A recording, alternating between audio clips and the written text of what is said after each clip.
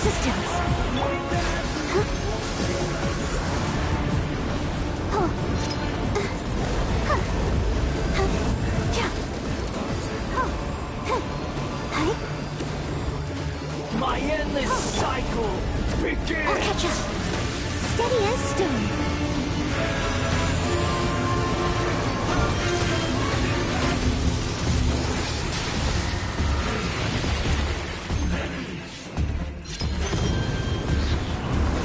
Churn! Blaze over. No touching.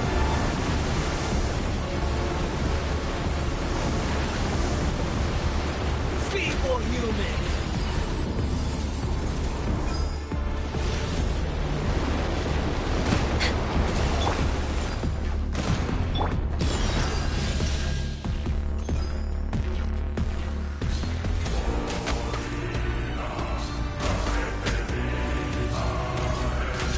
We're way behind schedule. At my command, you shall fall! Access denied. Leave it all to me. Go, Barbara, go! Insignificant past!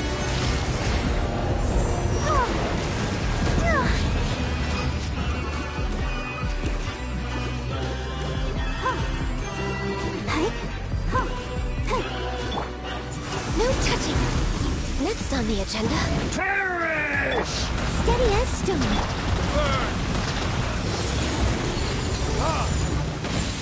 Burn! Feeble human!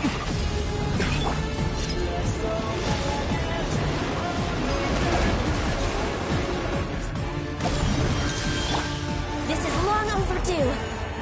Born of ice and frost. My endless cycle begins!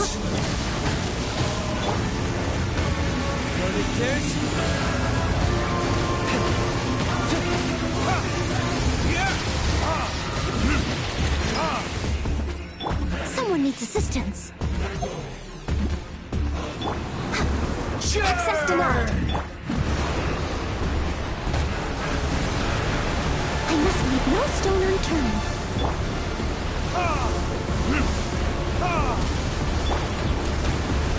Insignificant past!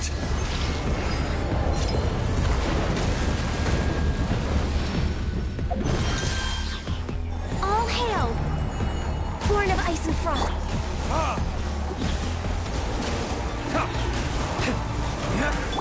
Leave it all to me. Let's dance. At my command, you shall fall! Access denied.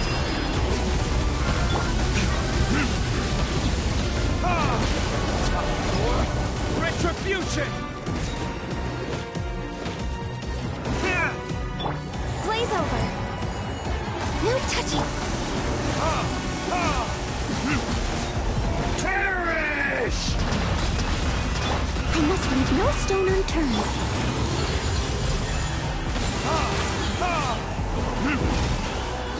Insignificant past!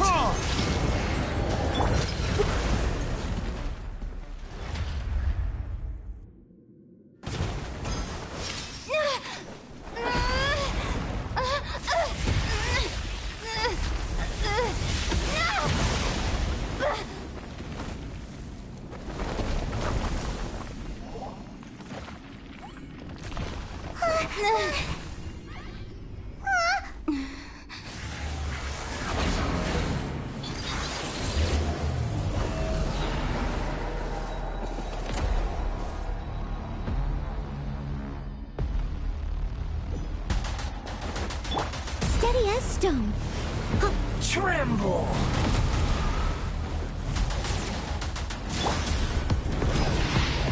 Burn to oblivion!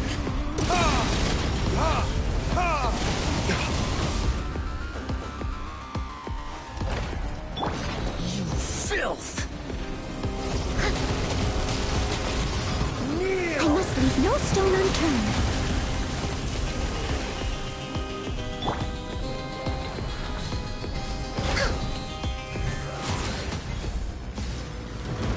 Next on me. Didn't see.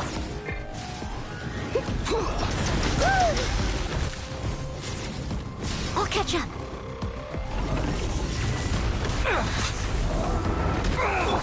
I'll protect us. Burn!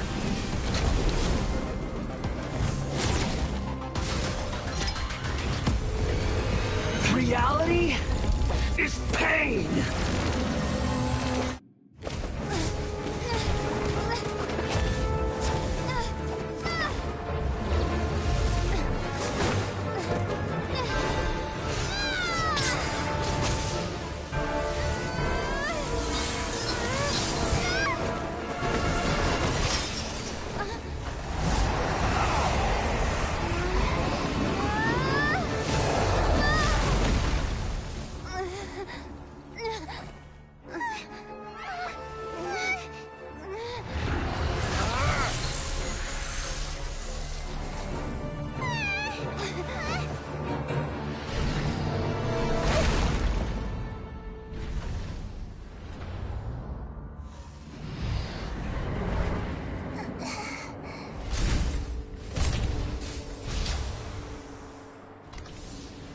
This is supposed to be a battle between gods, yet you choose to hide behind a mortal. And now, you're acting like you'd sacrifice yourself for a human. Are you having fun proving a false sense of heroism to yourself, Booer?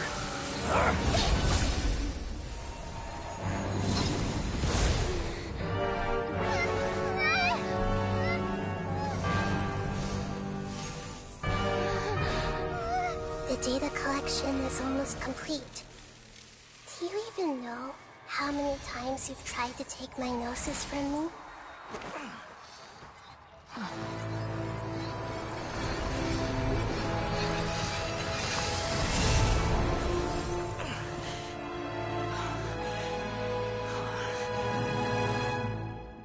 We just concluded the 168th loop.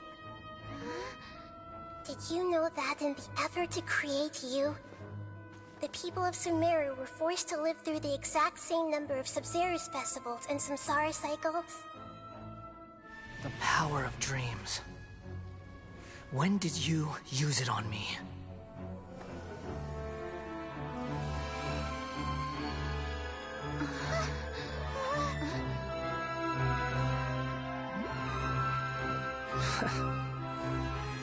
You can't even defeat me in a dream. What do you hope to achieve with this little trick? Come, Traveler. Just like before. Allow me to awaken the memories in your dreams. All that battle experience! It's more than that. Compile everyone's wisdom in the name of the Archon. That is the original function of the Akasha. I've sent everything that happened just now to the people of Sumeru in the form of knowledge. I've asked them the way to defeat the false god.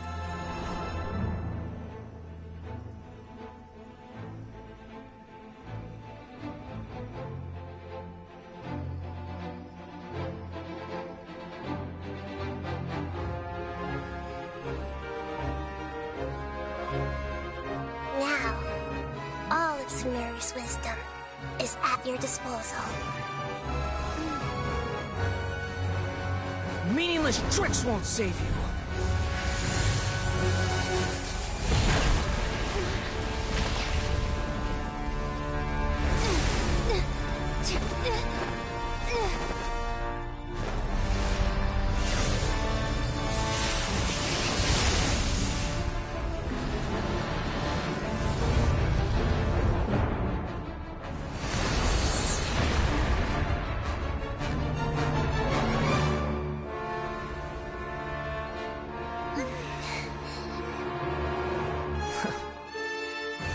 Are you done with your tricks?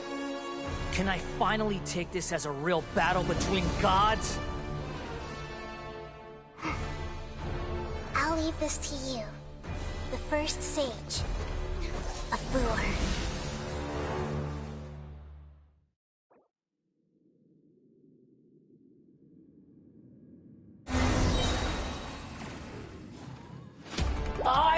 am the all-knowing God.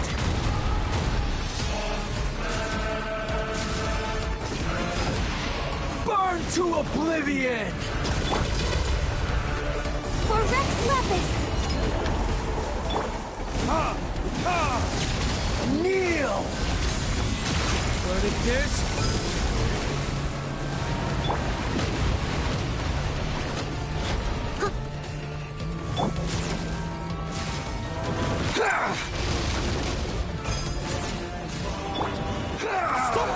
Stone.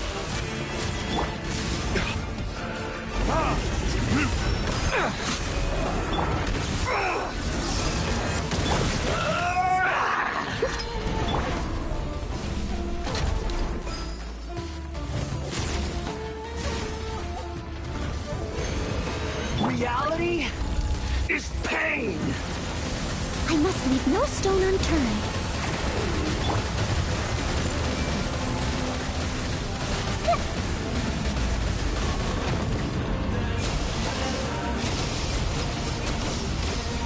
I see everything.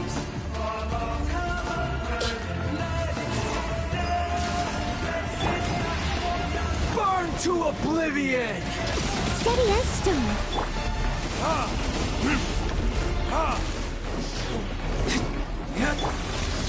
Kneel! No touching. Next on the agenda.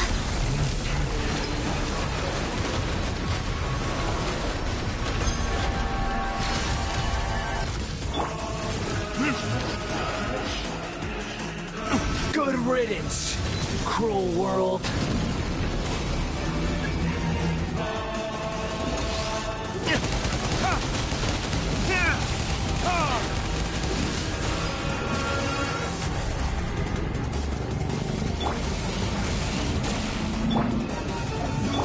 The Temple of Wisdom.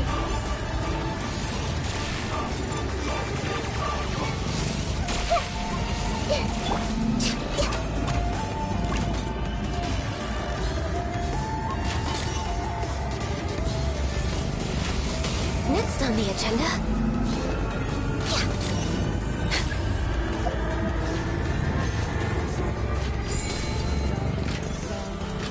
Your new god awakens! I am sorry. Now, your eyes have been opened.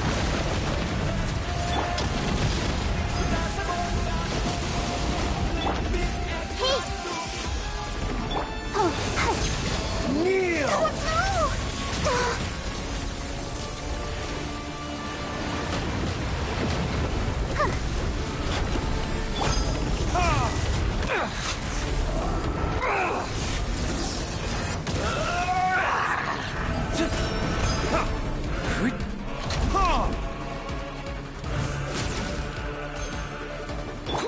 I must leave no stone unturned.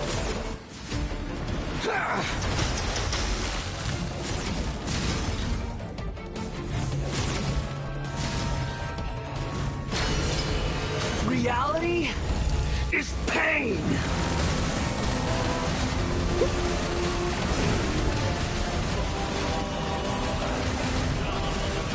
Leave it all to me. Access denied.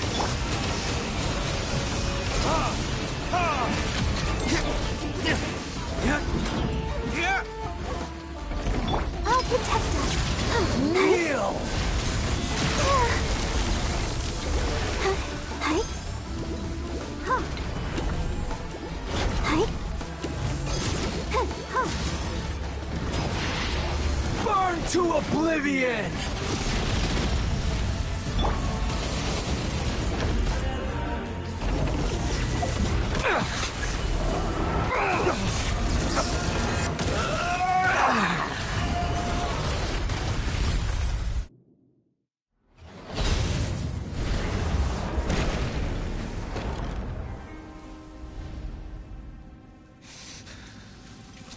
Humans.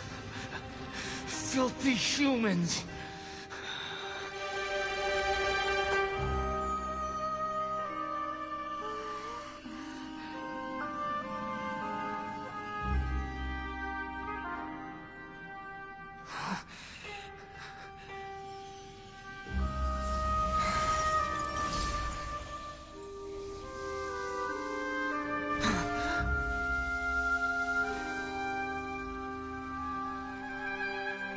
No! Wait! Please! Anything but the Gnosis!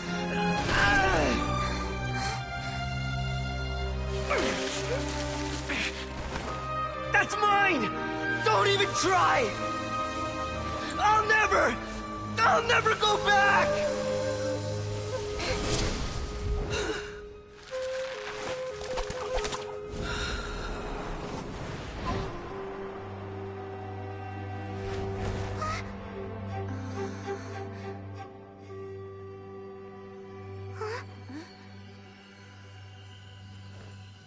We haven't yet found the answer to the most important mystery.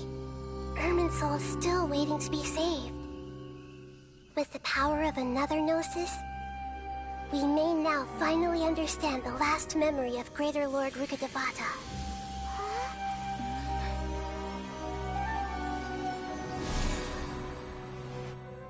This is... That's right.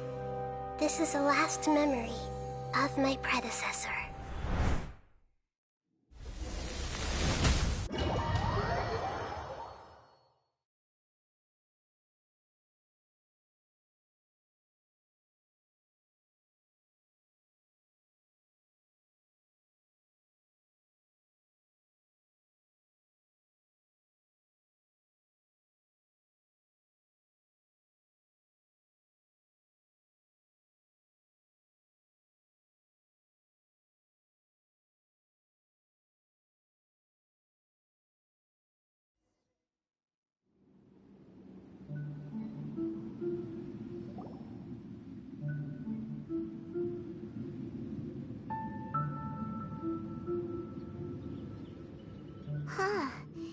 This sure seems very different from what Paimon imagined. Shouldn't Irminsul be in this realm of consciousness? Yes, that is our destination. But I didn't expect the remaining consciousness of Greater Lord Rukkhadevata to be as polluted as this.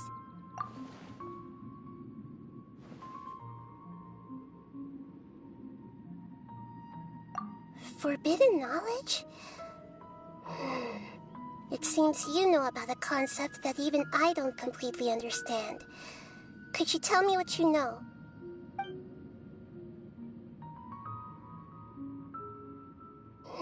Your inference seems logical enough. Forbidden knowledge once polluted the desert thousands of years ago, but was successfully repelled thanks to King Deshret's self-sacrifice, and Greater Lord Rukkhadevata nearly exhausting her power. Then, a second instance of forbidden knowledge pollution occurred during the Conria Cataclysm 500 years ago.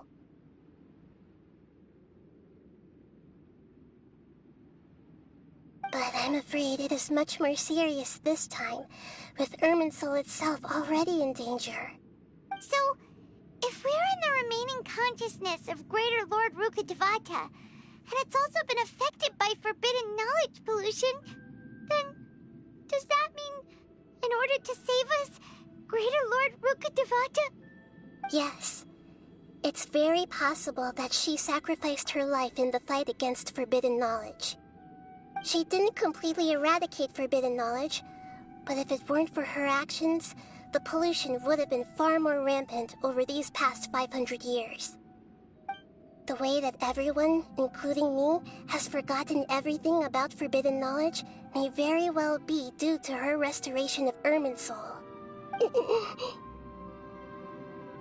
Aww. Do you feel sad, Nahida? I'm just sharing her pain. The pollution of her consciousness here is severe. There is madness, chaos, and pain all around us. Did she fight to resist the forbidden knowledge pollution in such terrible conditions, all the way up to her last breath? She even used her last remnant of lucid consciousness to leave a clue for us to follow.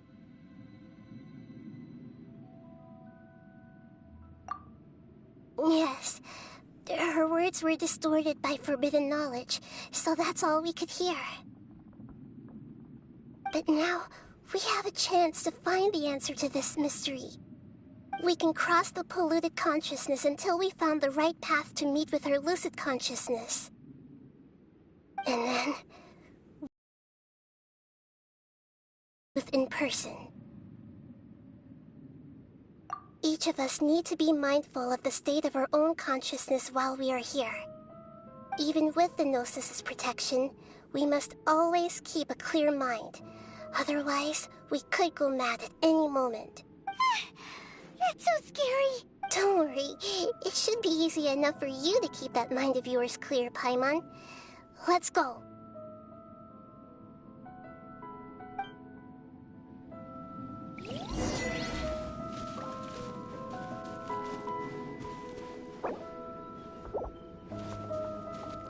Are we in the air? And why is there a huge boat? That's the boat of consciousness, which symbolizes reason here. Its course is the direction our consciousness is traveling towards. If we lose control over it... Wow. What are these? The monsters seem to have been affected by them. Born of ice and frost. Time for retribution!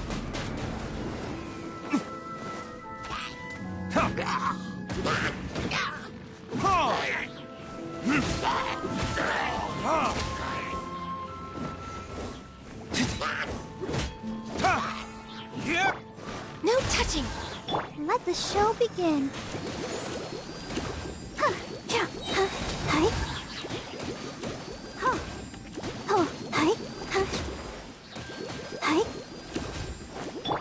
Access denied. Steady as stone.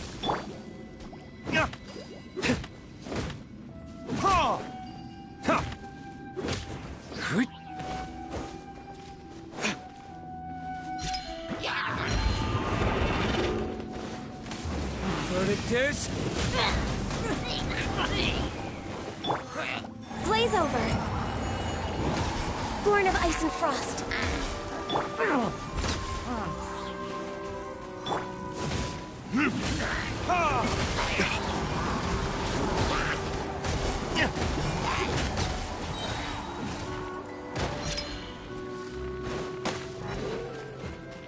I'll protect us. Time for retribution! Next time, leave it all to me. As a dutiful maid would.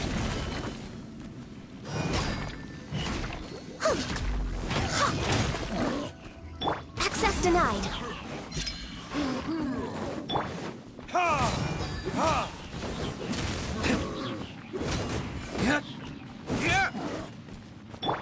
Nope.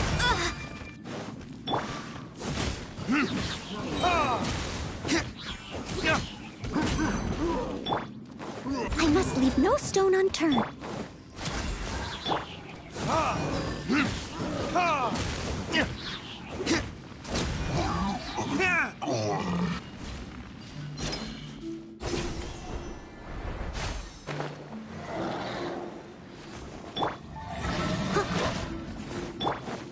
All hail! Leave it all to me.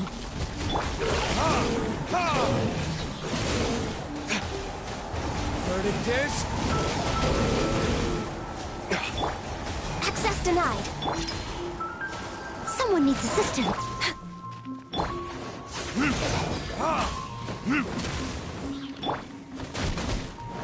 No touching. I must leave no stone unturned.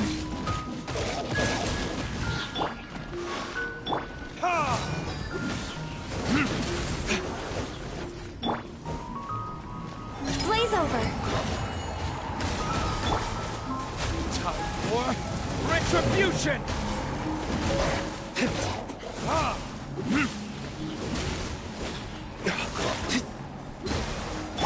Steady as stone. Let's dance.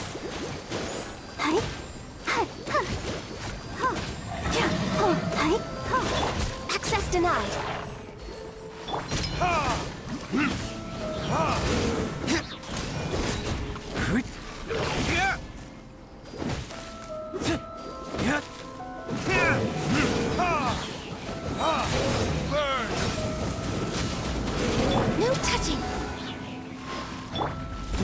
to me.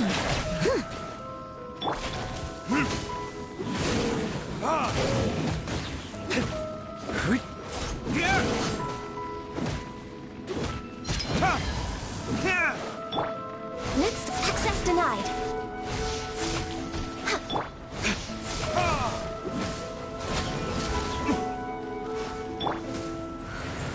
I'll protect us.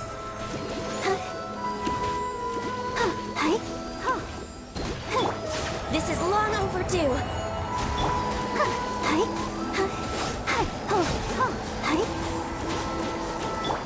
No touching.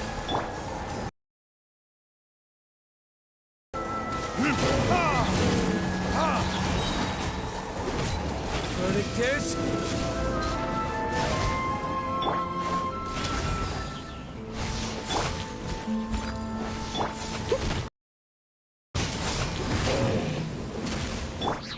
Let the show begin.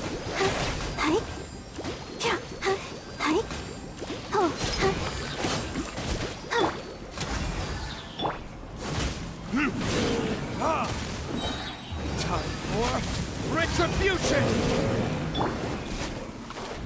Access denied.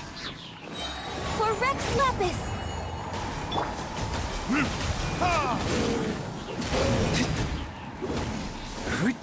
I must leave no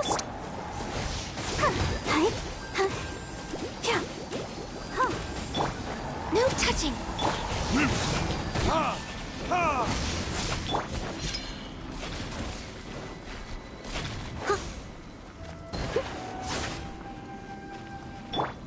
Access denied.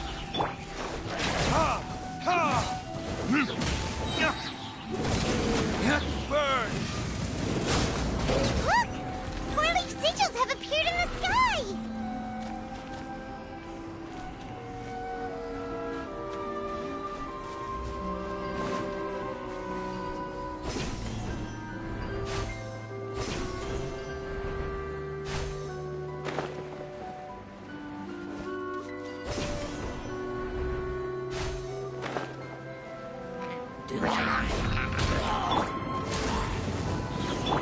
Leave it all to me.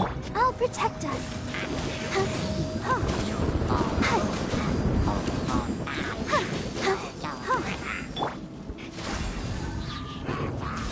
All hail!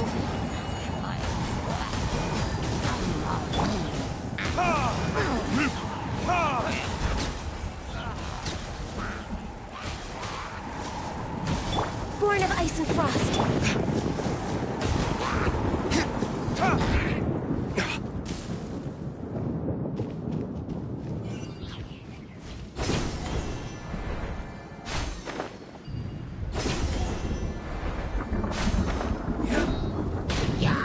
Access denied. I must leave no...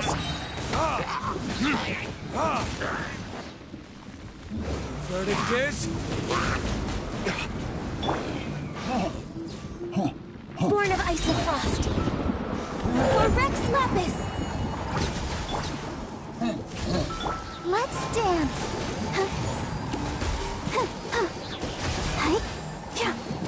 No touching.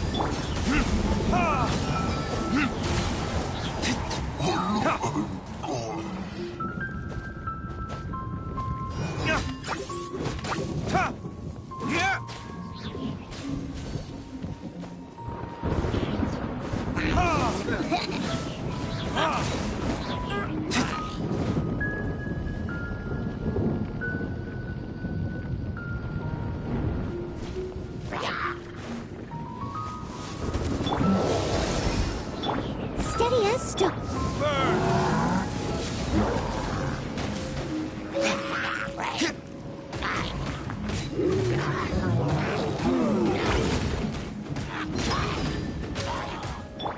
Access denied.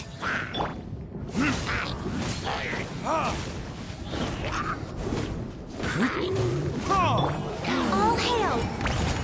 No touching.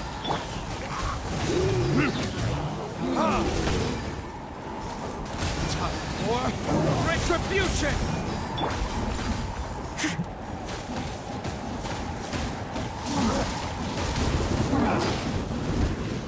Born of ice and frost.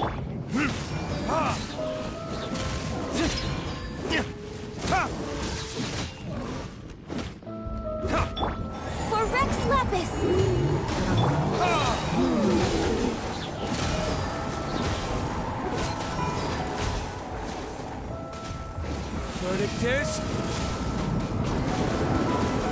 Ha! Ha! Ha!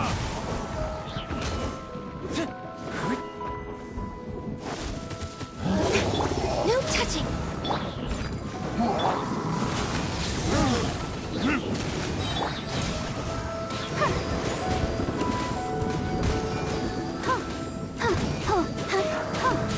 Burn! Ha! Ha! Access denied. This is long overdue. Time to clean up. I must leave no stone unturned.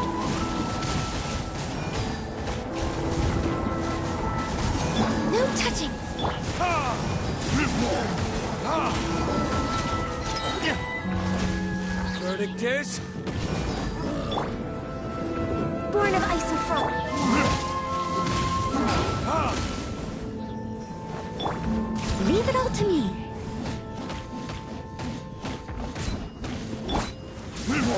Ha!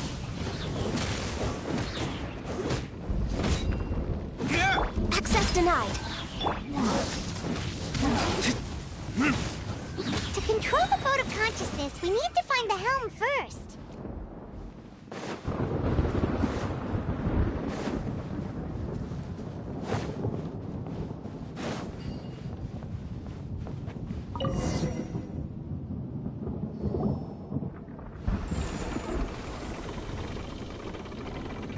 We changed direction.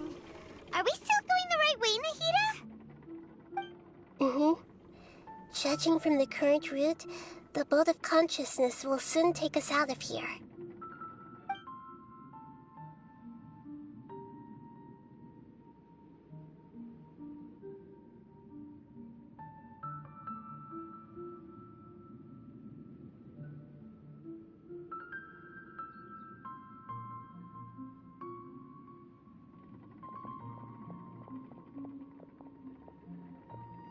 We'll be arriving at our destination soon. How are you feeling? Are your minds still intact? Huh? But everything's been completely normal for Paimon. Hopefully there won't be any more interruptions. This time, we should be able to meet Greater Lord Rukkhadevata.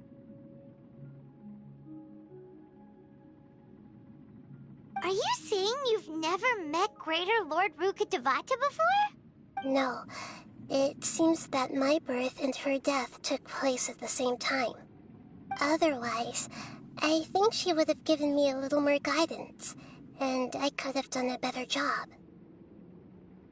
Hey, you've done a great job, Nahida. Let's get out of this creepy place and go meet her.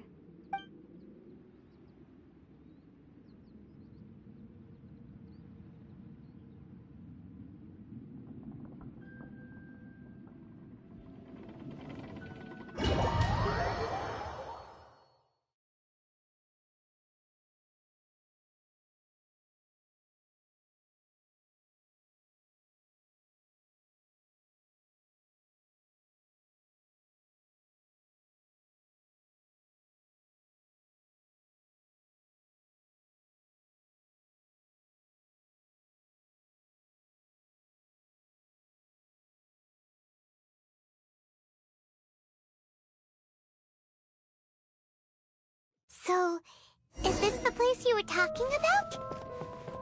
The base of Irminsul?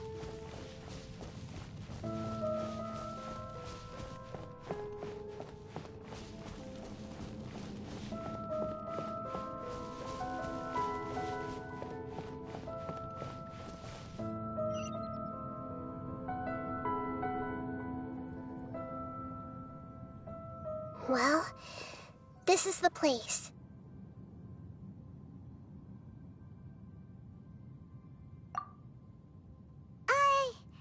We're here to find Greater Lord Rukkhadevata, right? But the one standing over there is... Is that... me? She looks exactly like me. Are you Greater Lord Rukkhadevata? Yes, that's me. Are you surprised by my appearance?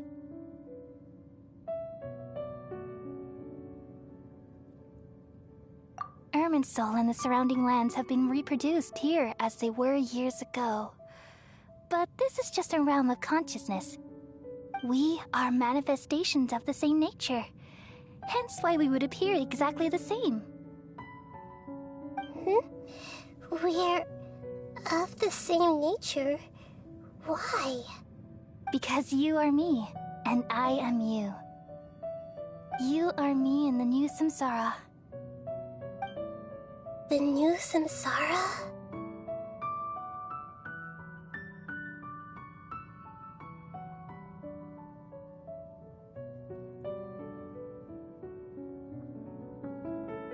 As Greater Lord Rukkhadevata, I'm the avatar of Irminsul, and you are the purest branch snapped from Irminsul. Imagine it this way. Even if a tree dies, its branches will eventually take root and grow, continuing the tree's life in another form. I'm merely the remaining consciousness of Greater Lord Rukkhadevata. The real me has presumably died a long time ago.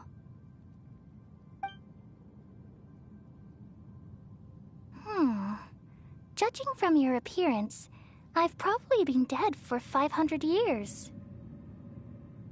But you're finally here. My new self in the samsara.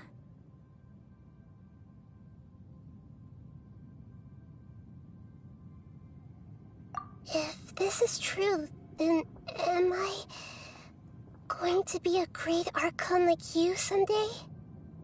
Though we share the same nature, our fates are bound to be different. All things have their own fate. When a branch grows into a mature tree, it won't be the same as the original tree. That's why fate is the ultimate knowledge, isn't it?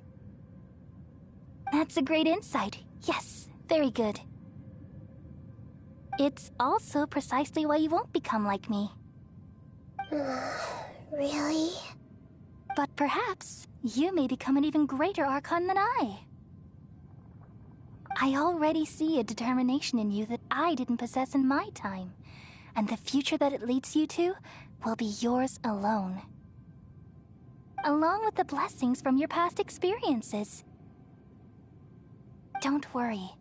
The growth of wisdom is like that of a plant. You only need to wait quietly for the flower to bloom. Come to think of it, the sages never had the faintest inkling of the meaning of wisdom. Thank you. Nothing makes me happier than discovering that the Archon I always admired was in fact myself in another fate.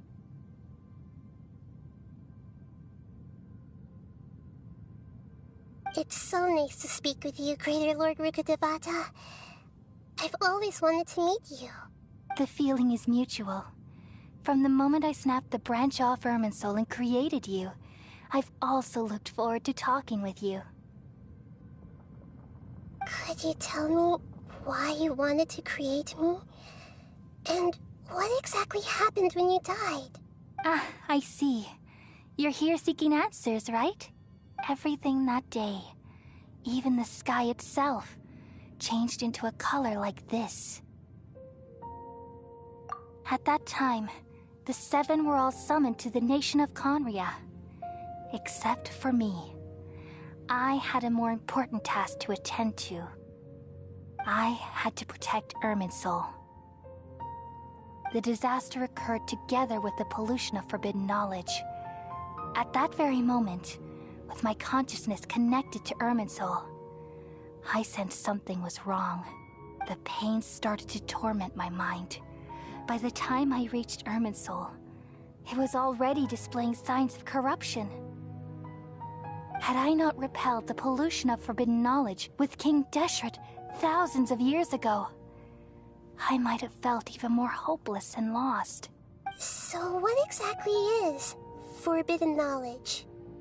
It's a kind of knowledge that doesn't belong to this world, and a form of truth that can't be understood. It came from the very bottom of the abyss.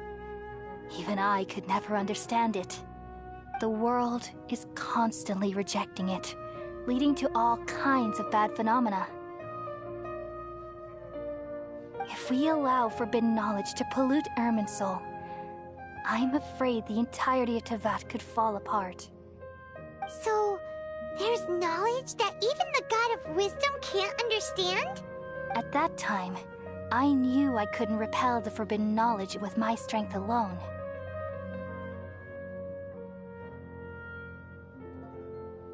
Which is why I created a device that compiled human wisdom and named it the Akasha.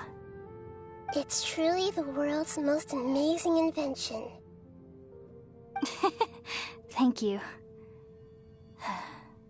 For a long time, I thought dreams were the fruit of human wisdom. Though it was selfish to do so, I borrowed people's dreams using the Akasha.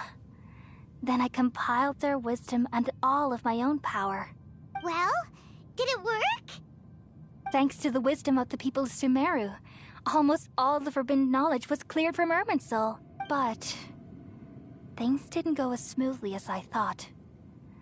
I had a terrible headache, which gave me an uneasy feeling. And then I remembered that my consciousness was also connected with Irminsul. It brought me knowledge and wisdom, but vile corruption as well. From the very beginning, my existence had been polluted by the forbidden knowledge. Oh no. How could that happen? I've experienced that pain in your consciousness. It must have been a horrible experience. Yes, but my feelings weren't important. The important thing was that even if I died, my existence and everything related to me would continue to exist in Irminsul as memories and knowledge, meaning that the forbidden knowledge couldn't ever be permanently eradicated. And there's no way for me to eliminate myself. It would be a sort of paradox. So, I took the purest branch of Irminsul as my incarnation in the next samsara, and left a trail. All in hopes that you would come here and remove me and my pollution from Irminsul forever. Wait, no, I can't. So you realize what that implies? You are very smart indeed. Irminsul has all the knowledge and memories of this world. And as you've realized just now, removing me from Irminsul means I essentially will never have existed in this world. But this is the only way to save Irminsul. People love you so much, and they've missed you so much over the past 500 years. I am exactly the same. So how can we just forget you like this? Is there really no other way? There must be something else I can do. You're the god of wisdom, Booer. You should know that there is no other way. But this is so cruel. I don't want to forget you. No need to feel so sad, Booer. As someone who delights in wisdom, you should feel joy at finally finding the answer. These are the words in their entirety. The answer you've been seeking all along. Let the world completely forget me.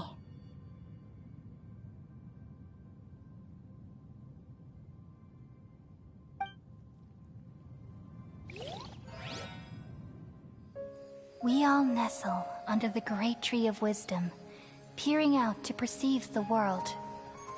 From the earth and from the rain, we perceive its wonders, until we become a white bird to perch atop a branch, and finally snap off the most important leaf.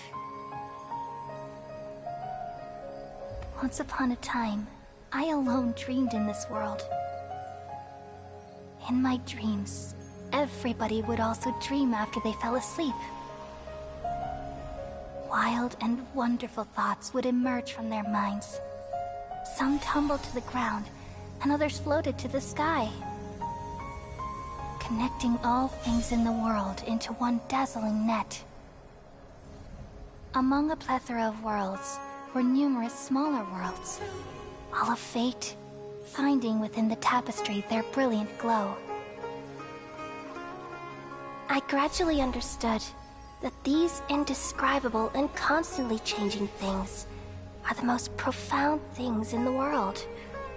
Only they can completely repel the madness. Only dreams can awaken consciousness from the deepest darkness.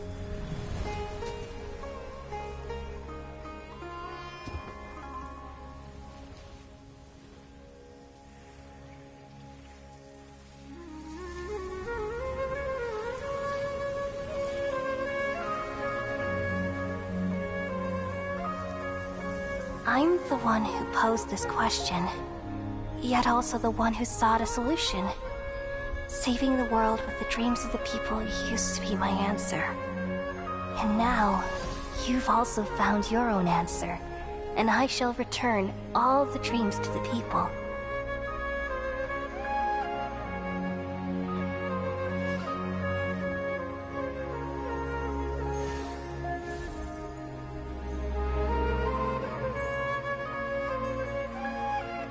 Goodbye, people of Sumeru.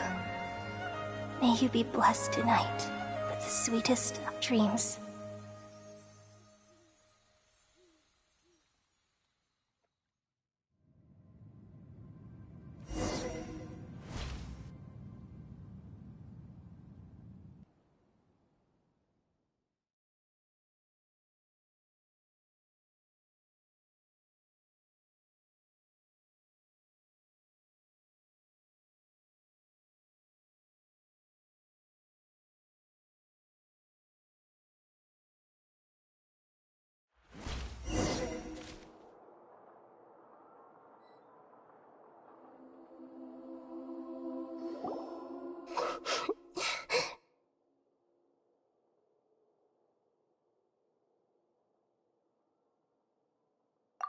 I'm alright. I'm just a little confused. We've just saved the world, right? So why am I crying? I don't know where this feeling inside of me is coming from, but I feel very sad. Just now, we used the power of two gnosis to successfully connect with the Ermin soul consciousness from 500 years ago. Then, we removed the remaining pollution from Ermin soul.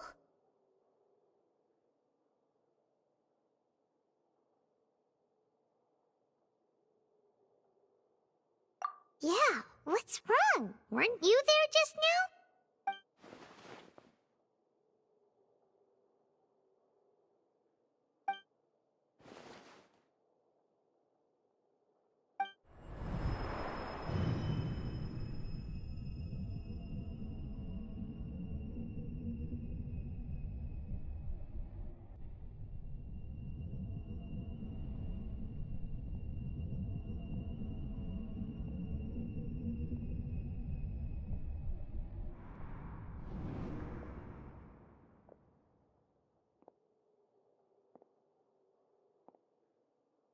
Huh?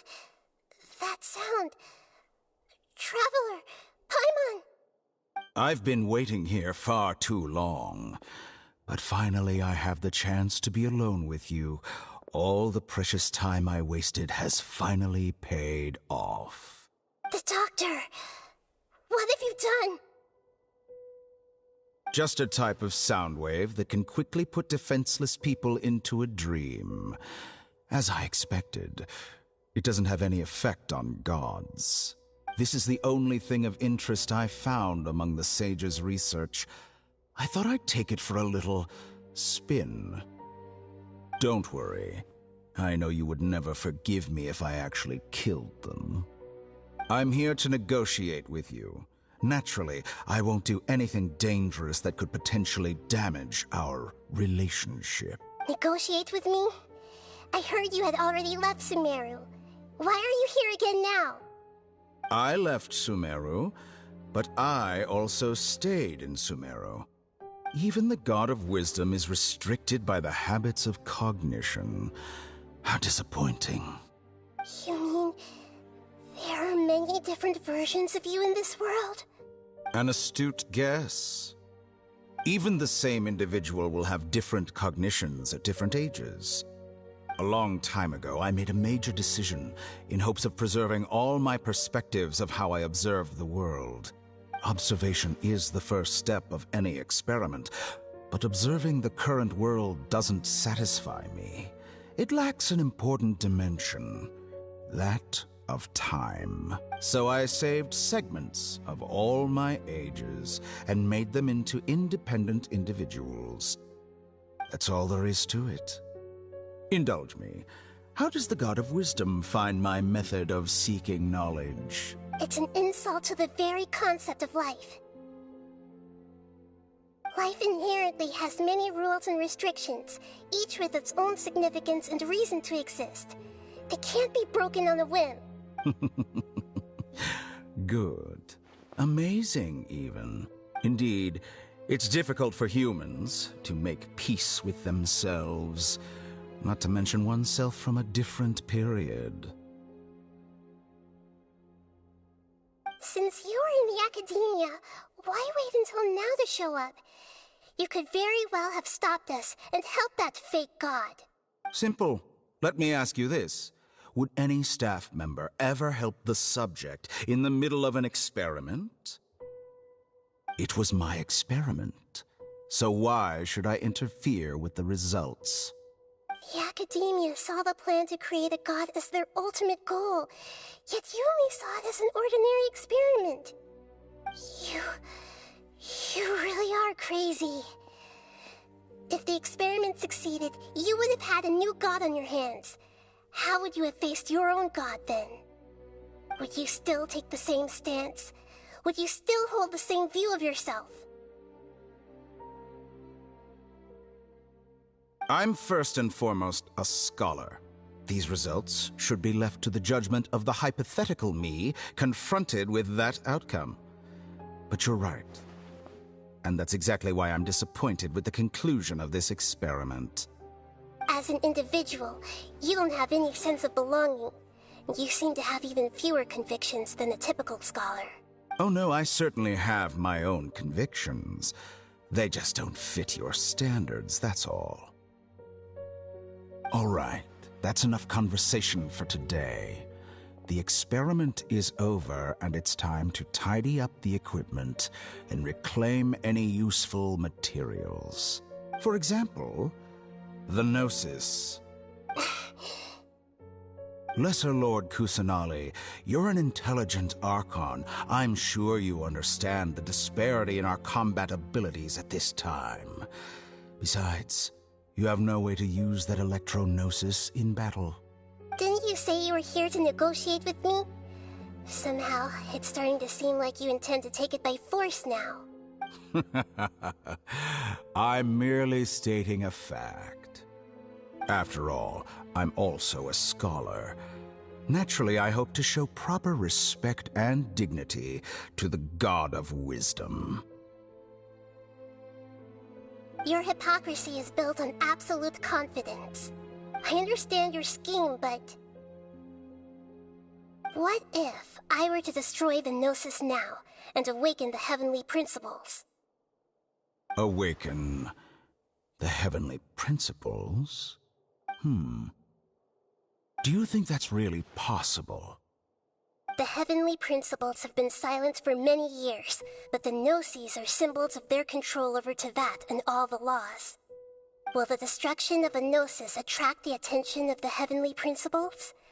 And if so, how do the Fatui plan to deal with the consequences? Do you dare to gamble such a possibility with me? Gamble? How surprising. I thought you would show evidence or use rigorous reasoning to prove your point.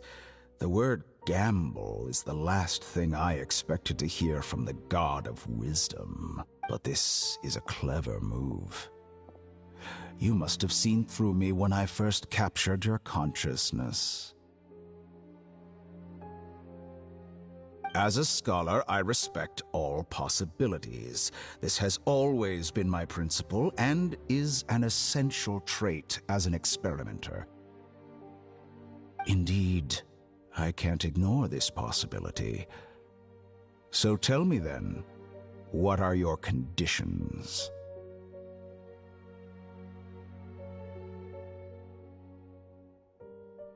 This foreign gnosis will only lead to disaster if it stays in Sumeru.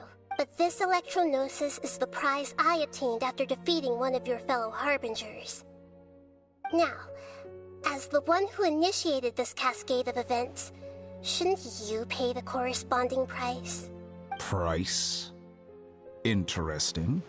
What price would you have me pay? How about erasing all your other segments? So this is how you wish to restrict me, the most threatening opponent of the Nation of Wisdom.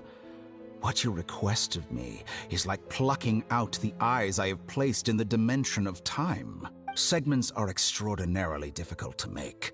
They require extremely rare resources and enormous amounts of time and effort, requiring me to destroy them all here and now. Bravo.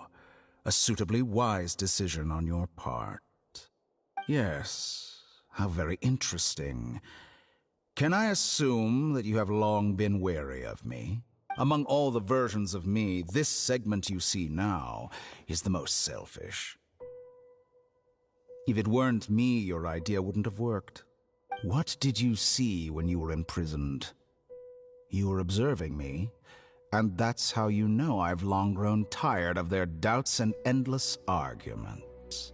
Like you said, it's difficult to make peace with yourself. Being as smart as you are, have you managed to do that?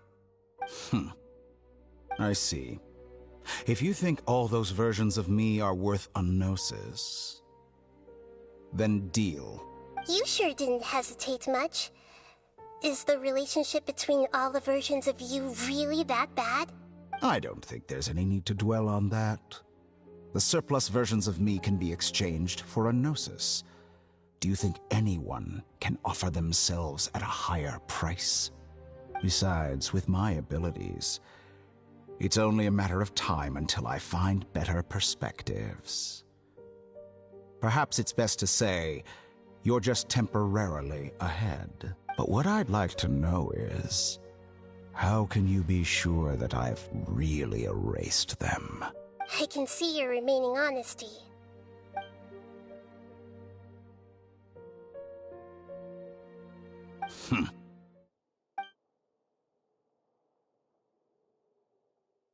What a ridiculous decision! Sheer You can't be foolishness. serious! How could I have been so short-sighted? You think this is the end? Wait, I'll have my revenge! You'll make this moment count. You will regret this! Well, have you confirmed that it's complete? Here, take it. The future of Sumeru City will be in my hands alone. I will shut down the Akasha and let curiosity and the thirst for knowledge drive the realm of academics once again.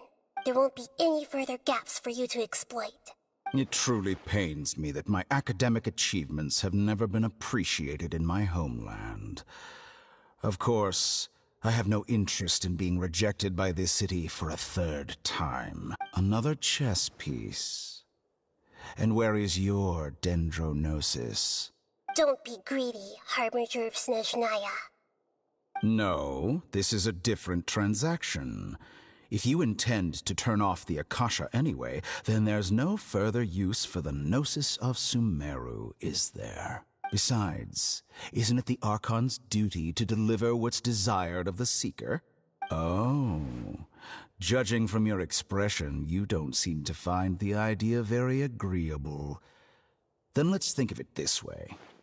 Since you're the god of wisdom, how about I exchange some knowledge with you?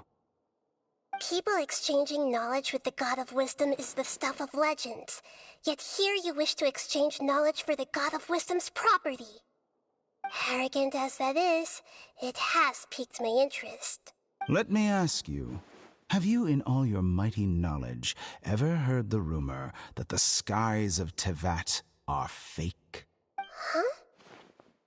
That's the secret hidden by Ermin's soul concerning the truth of this world. Once I finish telling you about this, it will be time for me to say goodbye. With negotiations, we've all gotten what we wanted. I'm very glad I got to meet you like this. Your arrogance may know no bounds, and convictions may mean nothing to you. But I'll still listen to what you have to say.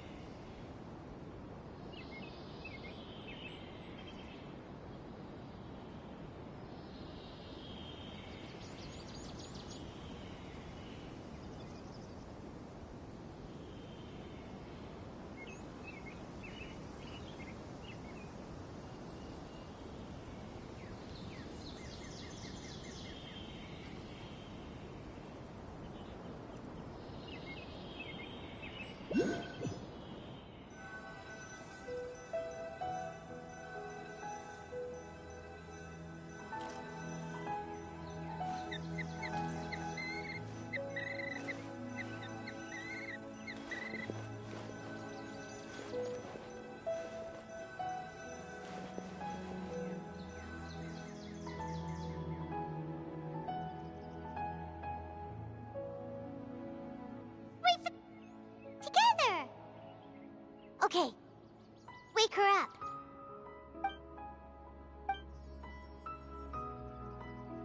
Are you awake? Kali says it's time for breakfast. Come on, get up! Good morning! How are you feeling today? Good to hear. It looks like we've recovered pretty well. Not even Tainari could stop us from going out now, right?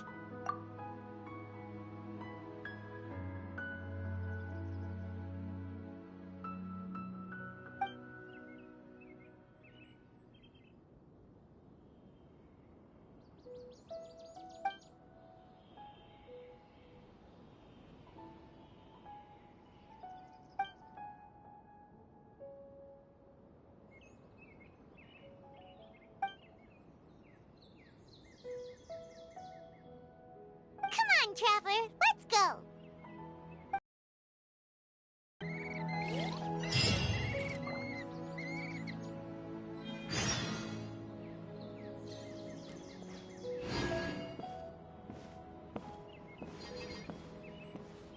How many Rubishbah mushrooms do I need to sell before I can buy a proper hotel?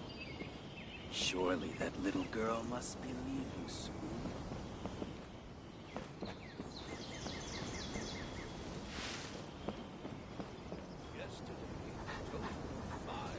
Good morning. Looks like you're awake. Yep, yep. I prepared some breakfast today. Please have a taste. I hope you'll like it. It's nice to have you here so we can eat something yummy. Well, now that I've recovered from Elazar, I'm feeling better than ever. I can even prepare 4 or 5 meals a day now. And Paimon bets they're all delicious. Oh, by the way, someone brought a letter for you after you went to sleep last night. Nope. Paimon wanted to read the letter with you after you woke up, so Paimon didn't open it. All right, let's read it now. Oh, it's from Milu. Ahem. We're going to hold a feast at the Grand Bazaar and celebrate Cyno's reinstatement as the General Mahamatra. As heroes of Sumeru, please be sure to attend. I'll wait for you. The date of the banquet is written on the back. It's in 2 days. Oh, I've also heard that you've become heroes here as well. That's amazing. Sometimes I'm really envious of strong and confident people like you. Oh, you're embarrassing me. Anyway, let's go to the Grand Bazaar to have a look. Oh, before you leave, be sure to inform Master Tainari.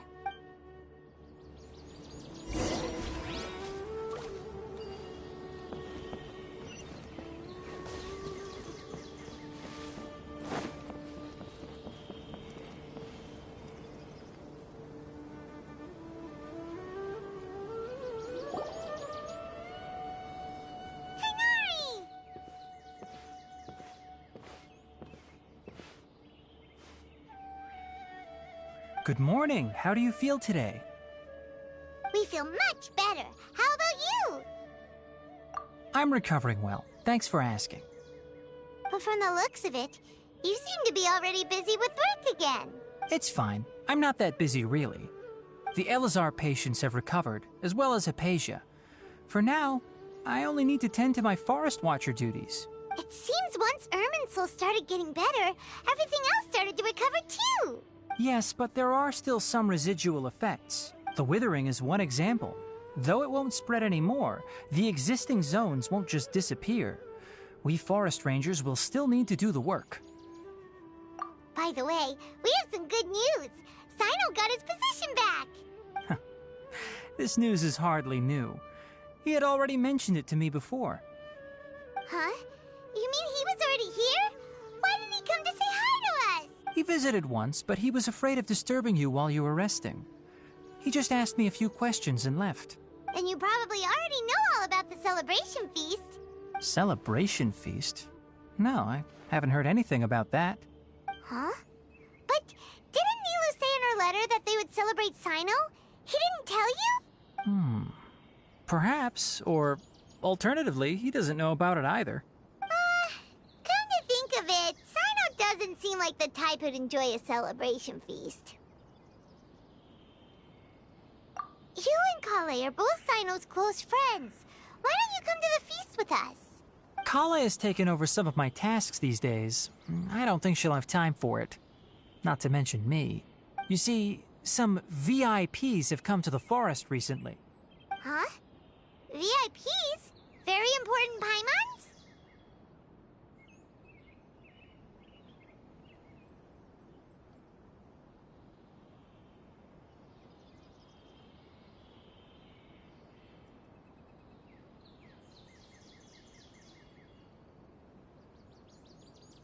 Well, technically speaking, they are former VIPs. The sages involved in recent incidents have begun their training in the Avidya forest, and the people they had previously imprisoned have all been released. Huh? Yes, he's a little weak, but he isn't injured and his condition is stable. Lesser Lord Kusanali, in her boundless mercy, has decided to spare Azar and the other wrongdoers. Supposedly, they were ashamed of their shallow ideologies and have decided to dedicate the rest of their lives to cultivating wisdom in the Avidya forest.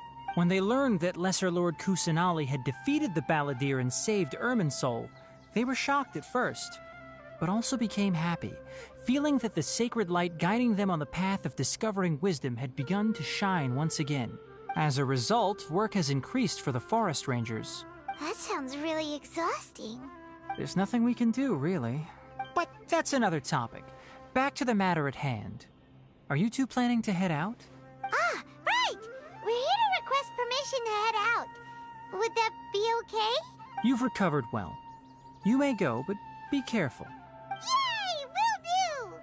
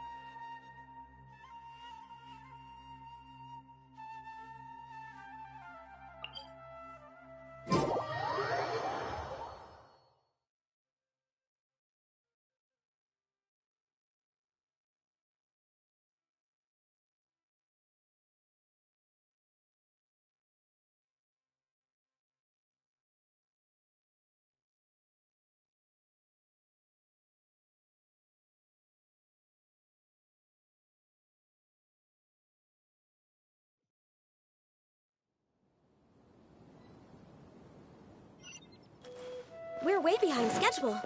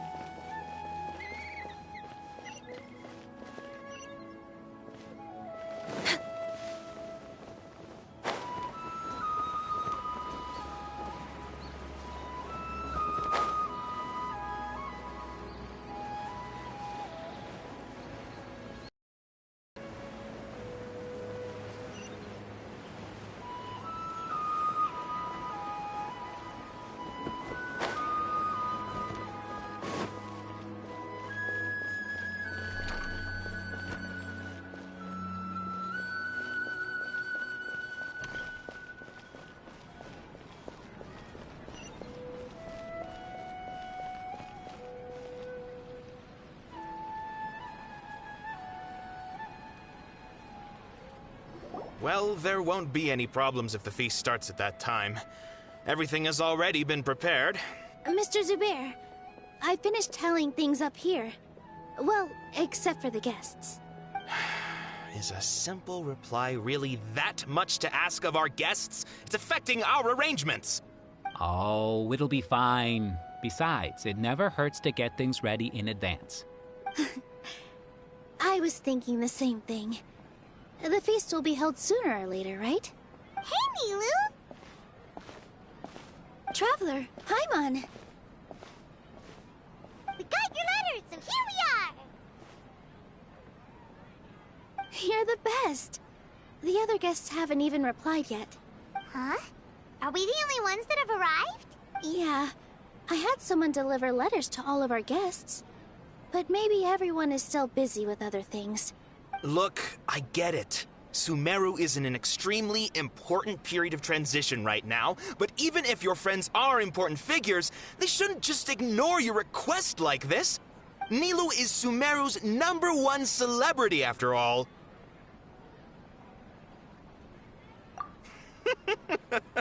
You have no idea how happy I am to talk to people with good taste. If you consider enjoying Nilu's dances having good taste, then almost everybody has good taste. Because Paimon thinks everybody will love her performance. That's right. We all think she's amazing too. Nilu is an absolute favorite among those of us who frequent the Grand Bazaar. For Outlanders, you have a great eye. Master Zubair, let's have a vote for the most outstanding audience members next time. I think these two may win. Nonsense! It is not for us to determine the value of an audience. But indeed, we could try giving gifts to people with particularly good taste. I heard there's a device in Fontaine called a camera that can record people's appearances as pictures. Such pictures would make superb gifts. Ooh, good idea. I wonder where we can find one. I don't want you giving pictures of me to everyone. I'm satisfied just being able to perform here. There's always a lot going on at the Grand Bazaar. Yeah, and that's why I love it here. Traveler and Paimon, could you help confirm if the letters were actually delivered? If for some reason they didn't receive the letters, then please tell everyone that there will be a feast here. Yeah, we can also check out how everything in Sumeru is going now.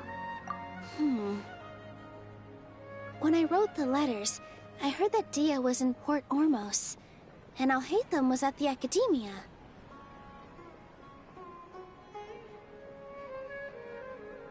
As for Sino, we've only heard that he appears at the Academia from time to time. I'm not too sure about Rahman's whereabouts. My guess is that he's with Dia.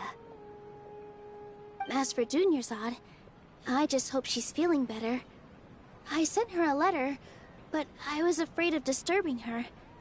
If you have time, please ask about her for me. Okay, got it. Let's go, Traveler.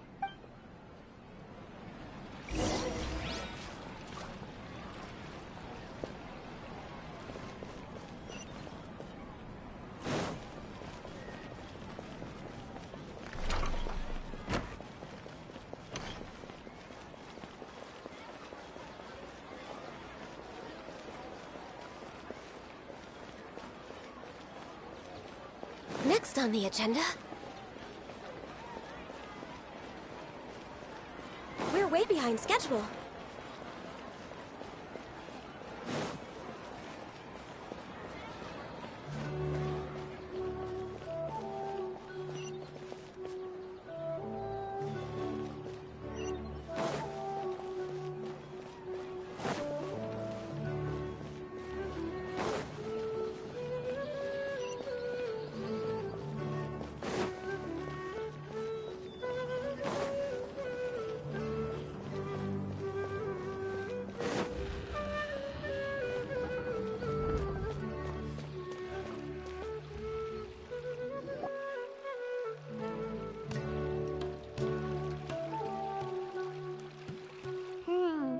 We haven't seen Alhaitham anywhere.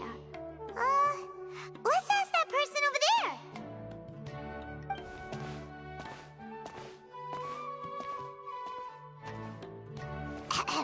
Hey there, have you seen Alhaitham around? Yes, it seems Scribe Alhaitham has gone to the House of Dana. You should be able to find him there. But you're already the second group of people I've seen looking for him today. He must be quite the busy man. Oh? Who else was looking for him? Mr. Cavey was just here asking about him. You wouldn't believe how terrible their relationship is. And now you two are here. Don't tell me everyone's here looking for gossip about the sages. No way! We're strictly here on business. Ah, I see. Sorry, I thought maybe everyone's as interested in rumors about the sages as I am.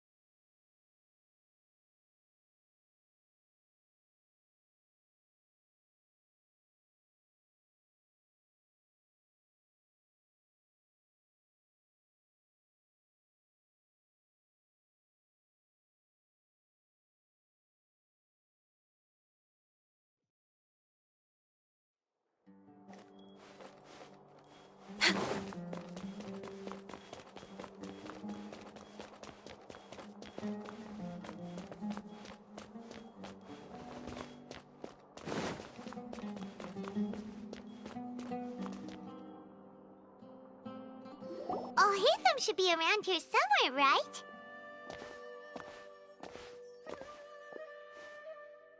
Oh, he's over there! But it looks like he might not have time for us. Just put down that worthless book and tell me what happened in the academia. This is not just some worthless book. Do you have any idea how difficult it is to find a physical book like this in Sumeru? It doesn't matter. It's probably just another thing that you used your authority to get your hands on anyway. Just put it aside. Listen, I came back today only to hear that the sages have disappeared. Oh? You sound surprised. I thought you would already know the inside story. Would I be here asking you if I knew? You're the scribe, not me. So just tell me what you know already. Well, I almost became a sage. Huh? Oh, don't sound too surprised now. You're the renowned Kaveh, light of the Ksharawar. Besides, as a master builder and craftsman, chances are you'll be appointed as a sage too. Why do I feel like you don't really mean it? Huh. What makes you say that? Why would you question my heartfelt sincerity? Maybe it's because you've never said anything good about me before.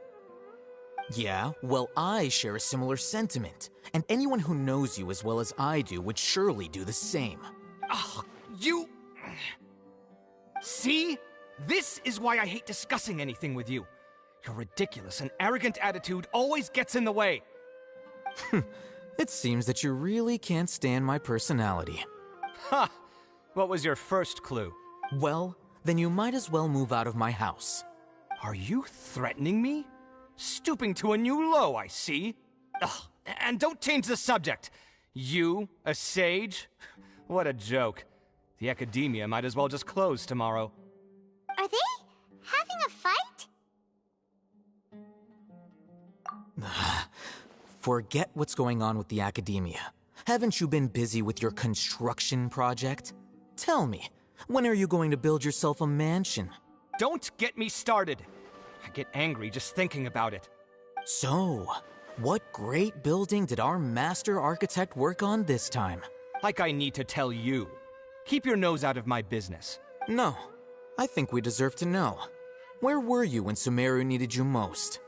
I was in the desert for a large project, but considering Haravatat's utter ignorance of architectural and aesthetic matters, you probably wouldn't understand. Which is truly unfortunate. I can only pity the man who doesn't understand the first thing about beauty and romance. Unlike a true... hold on, wait a second. What do you mean by when Sumeru needed me most? Well, while you were out fiddling around in the desert, many people came together to save Sumeru from a crisis. Ha! And you think I'd believe that? Look, all you really need to know is that Azar and all his accomplices have all been overthrown. Huh? What nonsense are you talking about? It's no skin off my nose if you don't believe me. It's not like my Darshan was the one trying to apply for funding from the Grand Sage. Yours, though, on the other hand... You know what? I'll ask around. I'm sure someone knows what's going on here. You're dead if I find out you're lying to me.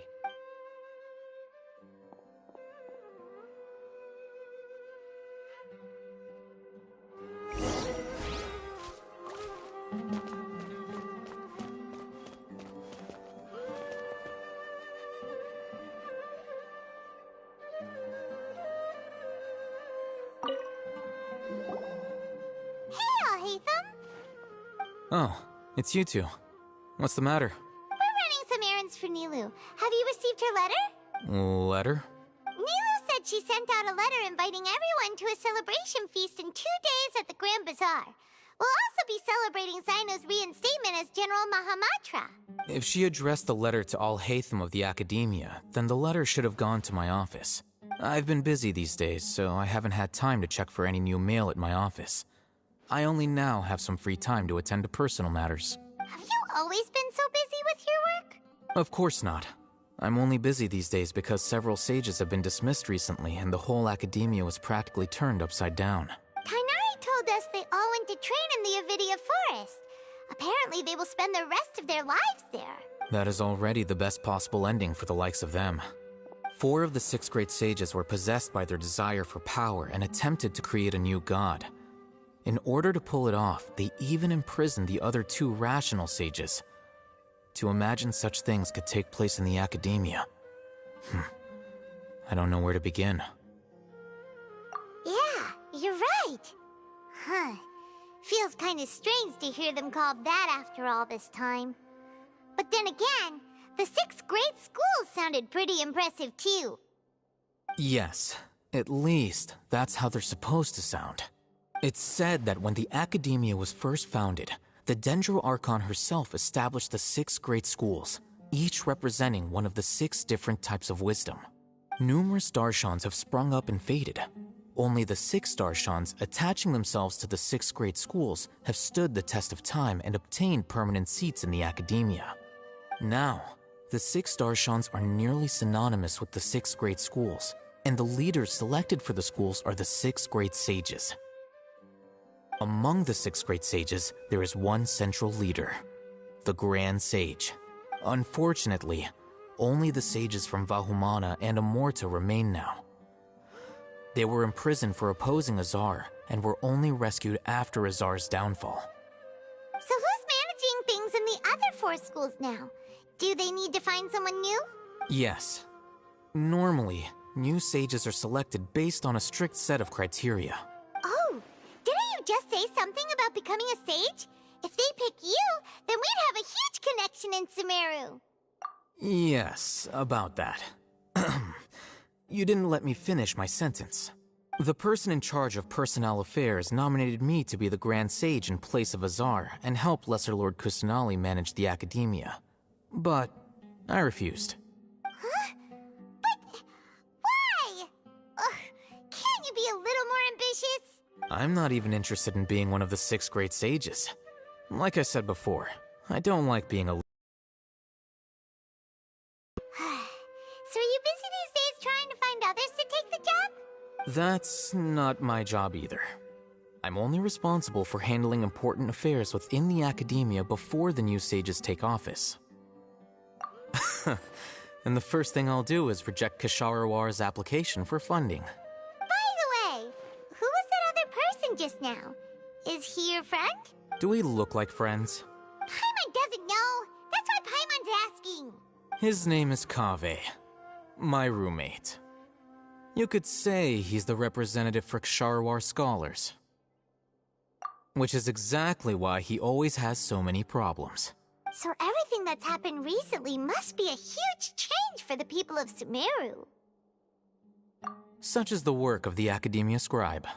Well, anyway, no matter how busy you are, since you are our planner, remember to attend the celebration feast in 2 days. Alright, I'll see you there.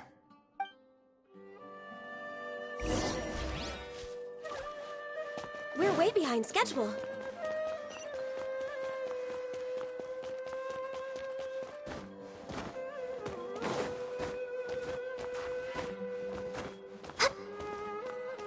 Next on the agenda...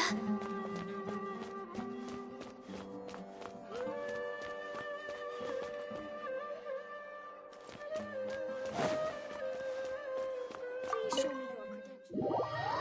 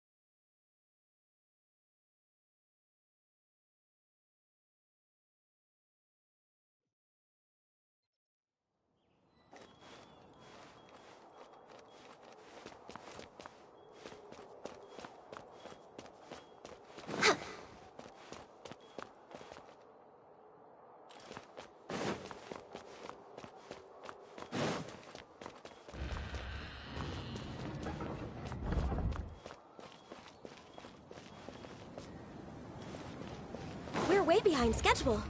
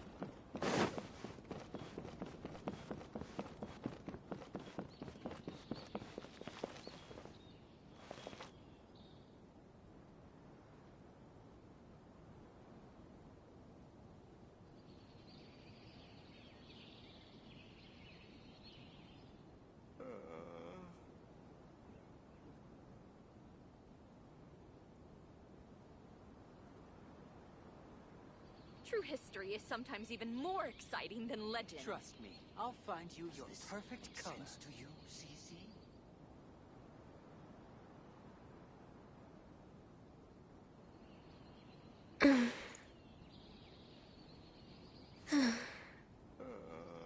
Trust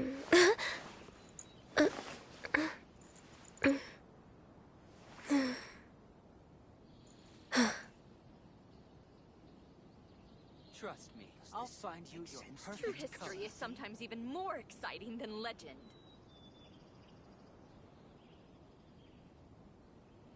It's so nice to de-stress.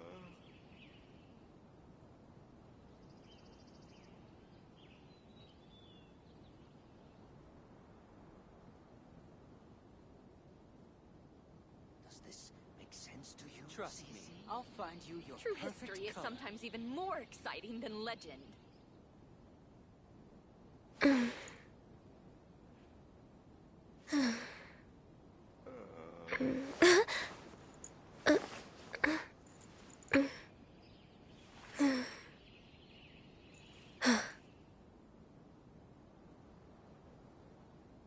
Does this make sense to you, CZ? Trust me, I'll find you your perfect color. True history is sometimes even more exciting than legend.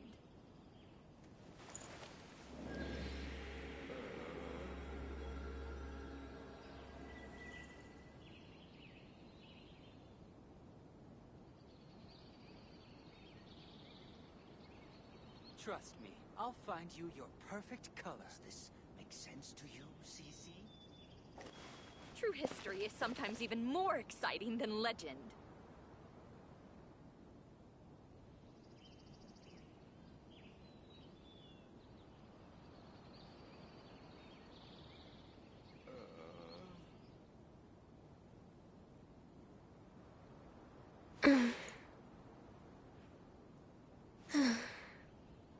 Trust me, I'll find you your perfect color.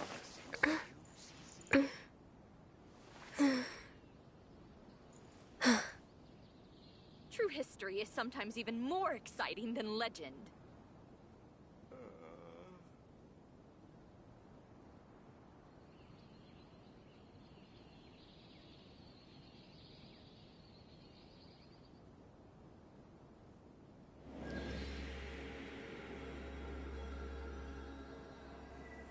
Trust me, I'll find you your True perfect history color. is sometimes even more exciting than legend.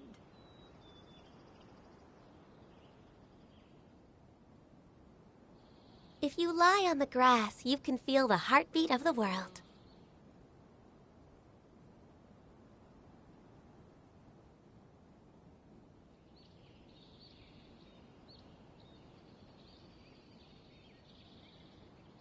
True history is sometimes even more exciting than legend. Does this make sense to you, CZ?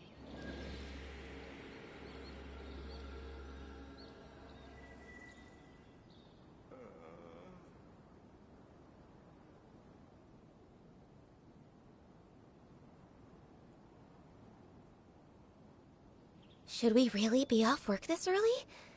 There is still a lot left to do. True history is sometimes even more exciting than legend. Trust me, I'll find you your perfect color. Does this make sense to you, CZ?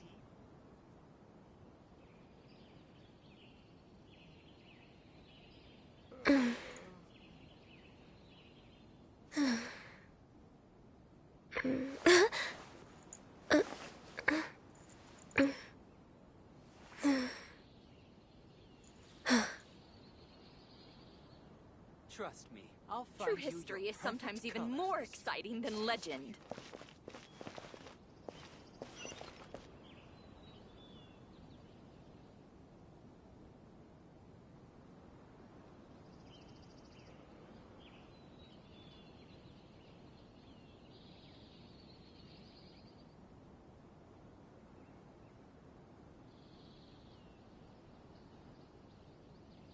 It's so nice to de-stress. True history is sometimes even more exciting than legend.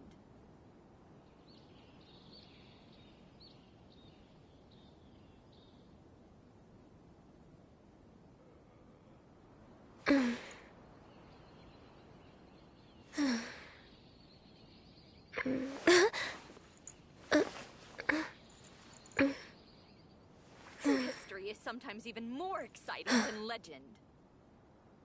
Trust me, I'll find you your perfect color.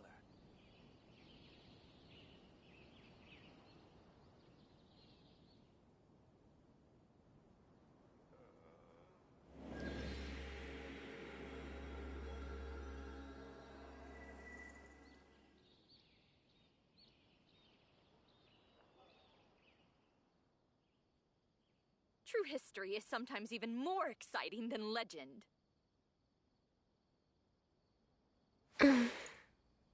Trust me, I'll find you your perfect color.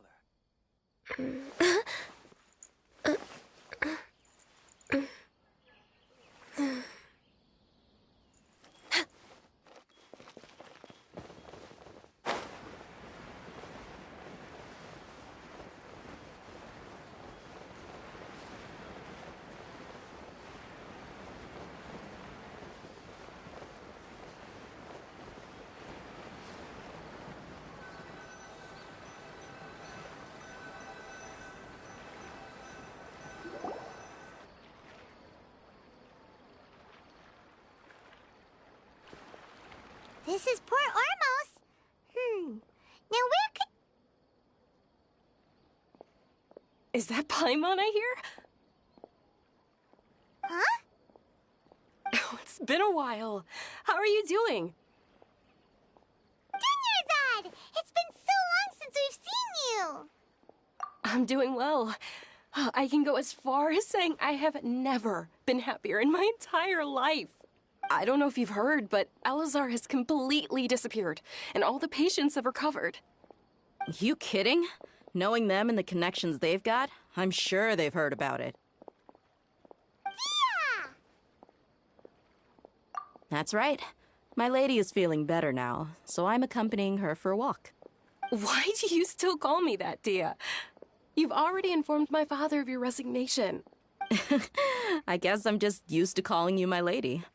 Old habits die hard. Resignation? You mean you're quitting? Yeah, I might start losing my edge if I keep being a bodyguard for the Homayanis. You know that my parents and I are fond of you, and that we appreciate you very much. It wouldn't be a problem if you wish to continue to be our bodyguard. I'm not a woman that's easily persuaded. You should know that by now, my lady.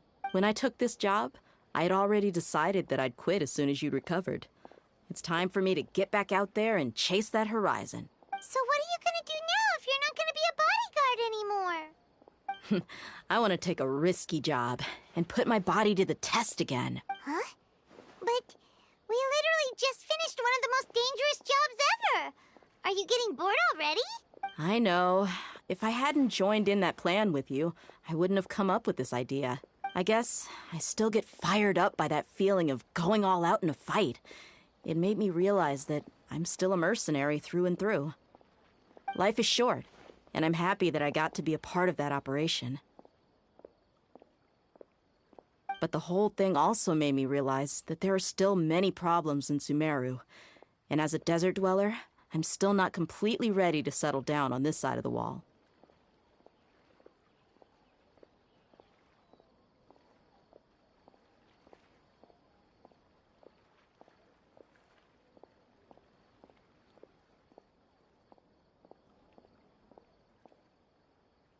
Well, I remember a friend had someone bring you a message. You mean I'll hate them? I didn't expect him to still remember that. I thought he was joking. We just came from talking with Alhaitham at the Academia. Did he tell you that he suggested that I come work at the Academia? What?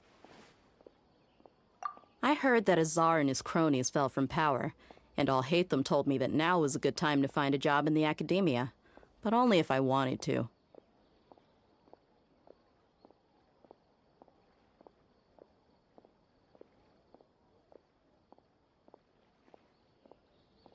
Whoa. Paimon can't see you being anything other than a mercenary.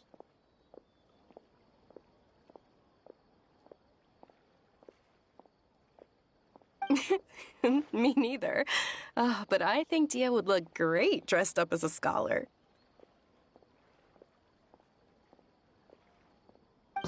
Ugh, forget about it. I wouldn't last 10 seconds in there.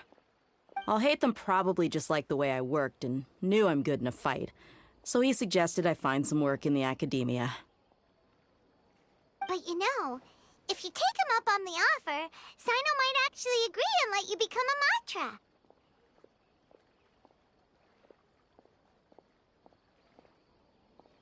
Because you're super amazing! The Matra have all the talent they need as long as they have Sino. I prefer to be free to live however I choose. In fact, I chose this job from the very start because I knew it'd be right up my alley.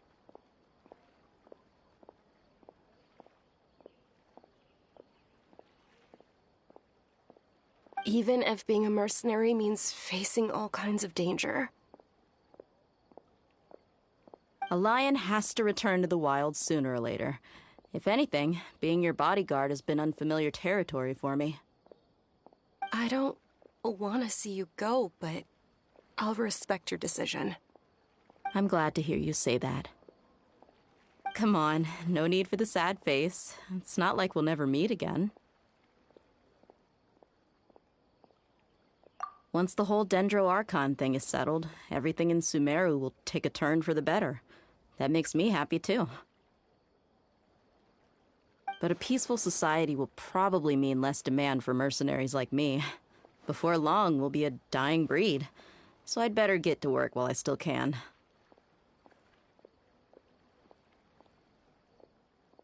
Huh? But wait a second!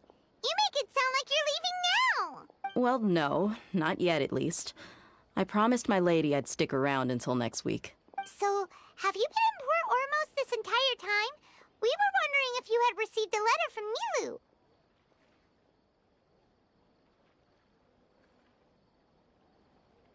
Oh, did Nilou write to us? She heard that you were seen in Port Ormos, so she sent the letter here. Huh. It was probably sent to the inn that we're staying at.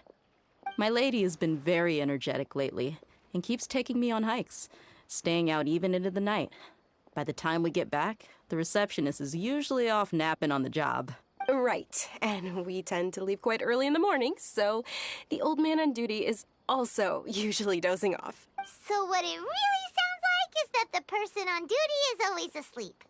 I bet the letter's at the reception desk. I'll go check later. No wonder there wasn't a reply. You never received the letter. Good thing Nilou asked us to come and check on that. Sorry to make you two come all the way out here. It must be something important for Nilou to specifically write to us like that. Yes, she said they were preparing a victory feast in the Grand Bazaar, and will also be celebrating Sino's reinstatement as General Mahamatra. She was hoping you could come. Great! I'll be sure to attend. Count me in too. But is there some sort of dress code or anything for the feast? Can I just show up looking like this? Since it's being organized by Nilou, I don't think she'll be too picky about that. If anything, I think she wants to see us as our most natural selves. All right, then this is how I'll show up. The feast will be held in 2 days, so don't forget. Sure. Thank you so much for letting us know. We'll see you there. Oh, by the way, do you happen to know where Sino and Raman are? The General Mahamatra always comes and goes without a trace. Normally no one knows his whereabouts. Oh. But last time we met, he mentioned that he had something to do in our village. You can try your luck there.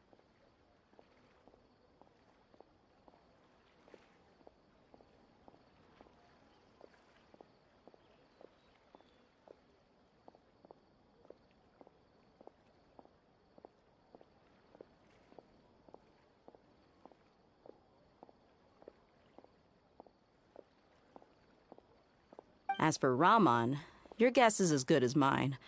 I only remember he said that he had something to discuss with Sino. You can ask Sino when you meet him. Don't mention it. You'd better get going. All right, on to our next stop.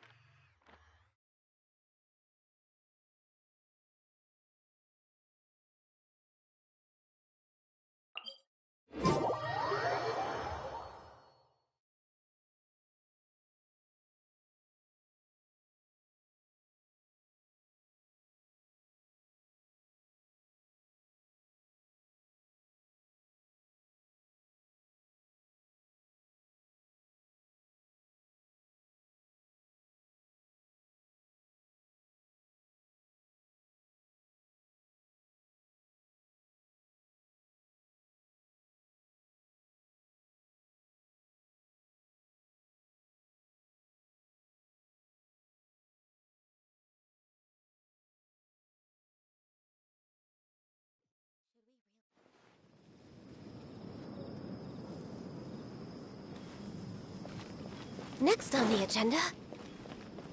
We're way behind schedule.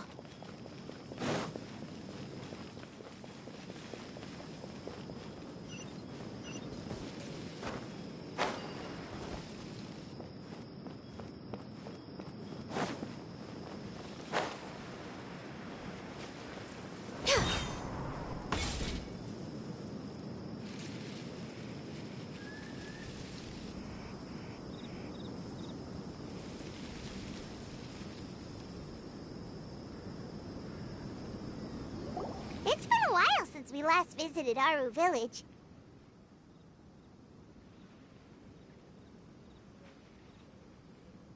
Ah, there's Sino!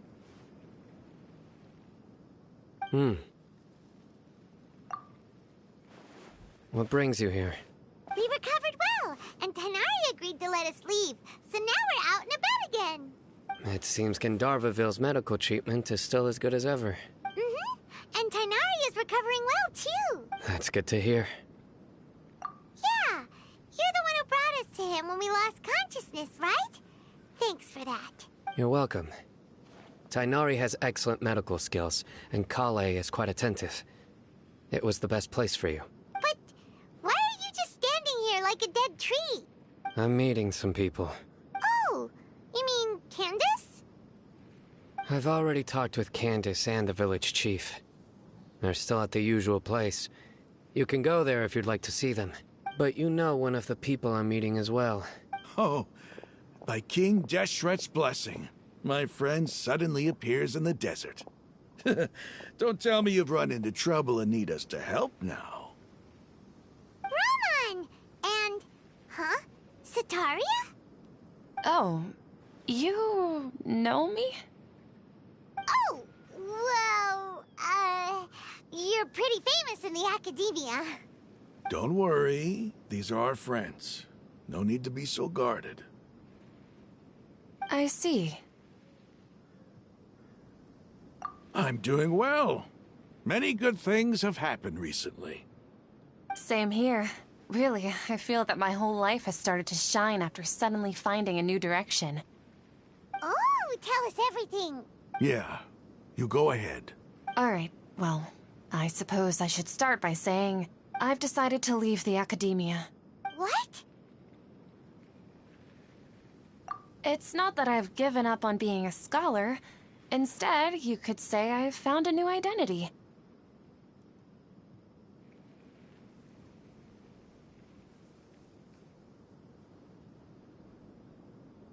I will no longer pursue research like a typical scholar, but I have not completely given up on my relationship to knowledge either.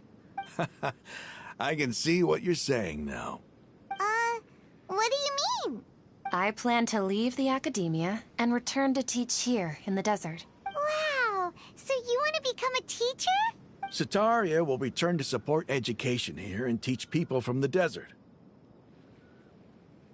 She can't teach everyone on her own, but there are many of us Eremites all over Sumeru. She came to discuss a collaboration with me and hoped that I could bring her ideas to the Eremites. Yes, it's my hope that the Eremites can help me select a group of smart people with the best aptitude for teaching. I'll teach them, and after they've finished learning from me, they can go educate more people. That is the true meaning of education and the spreading of knowledge. The people of King Deshret suffer from sandstorms, exile, and ignorance. Miss Ataria is more than welcome to come teach here. Her arrival is like a star shining in the desert night. The stars have always guided caravans, thieves, soldiers, and travelers who get lost in the night. They lead those in the dark out of trouble and back to safety. Oh, please. Where's all of this coming from? I'm starting to feel a little embarrassed. You deserve these compliments. Mercenaries are accustomed to danger and don't fear death, which is why we recognize extraordinary actions that common people would easily overlook. Sataria's idea will bring much good to many people. At first, I feared it was destined to fail. Everyone knows that the academia doesn't allow scholars to teach in the desert without permission. As you know, all knowledge is under their surveillance and control, and very few desert dwellers are as lucky as me. But what I heard at that time has been haunting my heart, as if there were lightning bolts constantly bombarding my soul. Sataria, you tread a treacherous path, and the longer you ignore it, the tighter the Academia's grasp on you will become.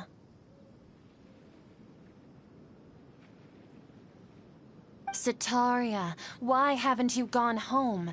Never forget that the desert that belongs to you lies elsewhere.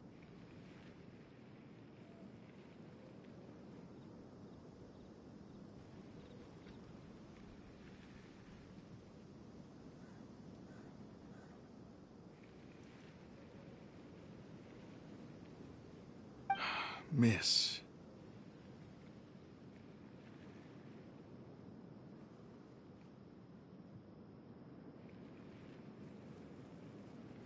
These words sparked something in me, and I knew that I had to bring something back to my people after going home. I gathered up the courage to approach the Grand Sage, only to find that he was no longer at the Academia. Lord Azar has received much-needed punishment. Though, if you ask me, it may have been too light. You probably have already heard. Lord Sino helped me obtain permission to leave the Academia for the desert, and accompanied me here to discuss collaboration with members of the Eremites. My plan was able to go smoothly thanks to him and Rahman. You're all doing so much for the desert. Aside from that, I also have some other business to discuss with Sino. Lesser Lord Kusanali has allocated many resources to support and develop the desert. I've done some business for her, and part of it required the assistance of the Eremites. I applied for a few batches of educational materials from the Academia, and sent them to several groups in the desert, as instructed by Lesser Lord Kusanali. I believe the people will make good use of them. That's exactly what the people here need. Physical books and other related items. If it weren't for Sino and Lesser Lord Kusanali, I'm afraid we'd never be able to get our hands on them. Apart from this, the Academia is also recruiting scholars that are willing to teach in the desert. I'll let you and Sataria know as soon as I have any more news. We must be persistent about this, and maintain these resources to ensure long-term effectiveness. This is the first time in hundreds of years we've had a glimmer of hope. I think this may be the turning point for the desert. Remember these words. Here lies our faithful priest, Kasala. His wisdom is a miracle among the people, deserving of high praise and admiration. I hope people with wisdom like that priest will rise again among the desert dwellers. Then we'll once again see the wisdom and glory that once shook the world. Enough about us. Are you here to discuss some business too?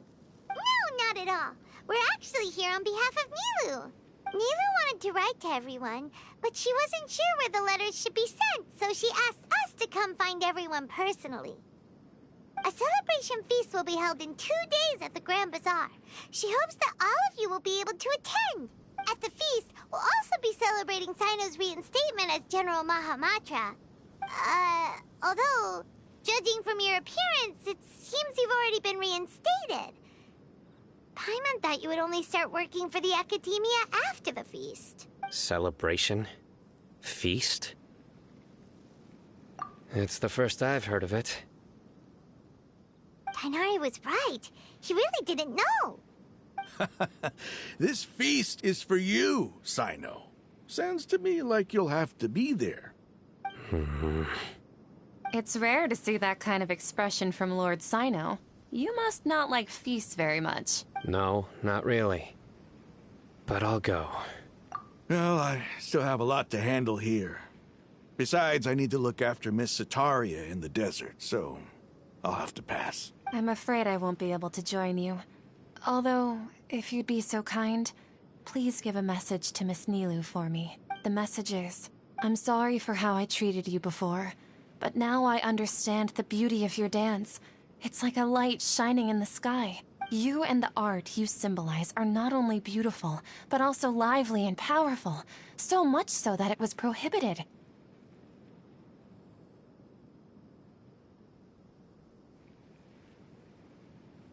Please keep dancing, And someday, I'll be able to appreciate your art in person.